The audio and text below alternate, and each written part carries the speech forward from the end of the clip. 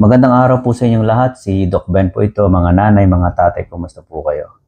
Di na po tayo magpapaligoy-ligoy pa. Ang una ko lang gustong sabihin sa inyo, ito po ay hindi medical advice. Ang suggestion ko po, lagi po kayong mag-follow up sa inyo pong doktor, sa inyo pong obstetrician, dahil sila po yung nakakaalam kung ano po yung status ng inyo pong katawan, ano?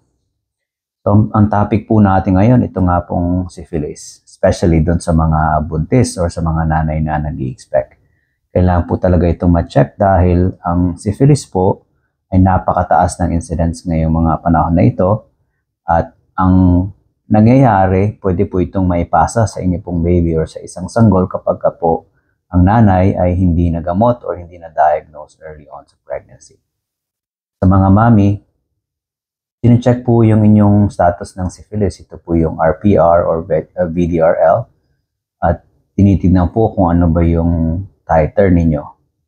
And then, sinusundan po ito ng inyong doktor. Pagka mataas po yung titer ninyo, dapat ginagamot yan. At iisa lang po yung gamot ng syphilis for pregnant patients and that is penicillin po. So, kung kayo po ay may allergy sa penicillin, dapat dadaan kayo dun sa sinasabing desensitization. Ito lang po yung pinaka-epektibong gamot para sa syphilis po.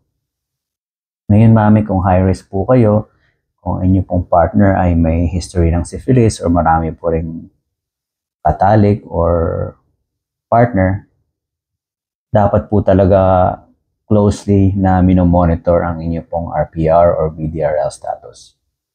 Gagamutin po ito ng inyong OB at ang recommendation po sana ay magamot kayo, mabigyan kayo ng gamot more than 30 days bago kayo mag-deliver ng baby. So RPR po talaga po yung non-confirmatory testing. Tapos pagka nakita nga po na mataas yun, po pwede po mag-order ang doktor ninyo ng iba pong testing, confirmatory test. Ito naman po yung mga FDA, ABS na testing. So kausapin nyo na lang po yung inyong doktor dahil sila po talaga yung mag-guide sa inyo kung ano ang gagawin na susunod. Pero ang pinaka-importante ko pong sasabihin, dapat po ma-diagnose po kayo ng maaga, malapatan ng gamot, para pagka ready na po kayo mga anak, at least covered na po ang inyong baby. Ngayon mami, kung kayo po ay unfortunately hindi na-diagnose ng maaga, or kung na-diagnose man kayo, mataas pa rin yung titer ng inyong syphilis, at hindi po kayo nabigyan ng gamot more than 30 days before delivery, yung inyo pong baby ay at risk for sa tinatawag natin congenital syphilis nga po ano. Pagka lumabas po ang baby, kami po mga doktor, tinitignan namin kung may mga sintomas ba ng syphilis yung bata.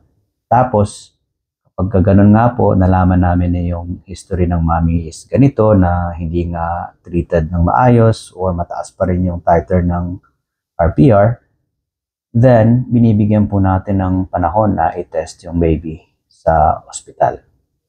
So, chine-check po natin yung CBC, complete blood count.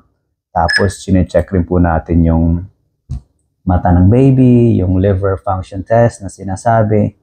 Pwede rin po magkaroon ng eye exam. At marami pa pong iba, skeletal survey. So, ine-x-ray po yung buto ng baby. Ito lang po ang pinaka-importante. Masasabi ko talaga is prevention. Ano? Kaya maaga po kayo dapat nagpapa-check up inyo pong pagbubuntis para maagapan po ng gamot. So, yun lang po. Kung may mga katanungan kayo, again, kausapin po ninyo ang inyong primary care doctor or kung sino man po yung tumitingin sa inyong pagbubuntis, mga mami. Mag-iingat po kayong lahat. Si Doc Ben po ito. I hope you have a good day today.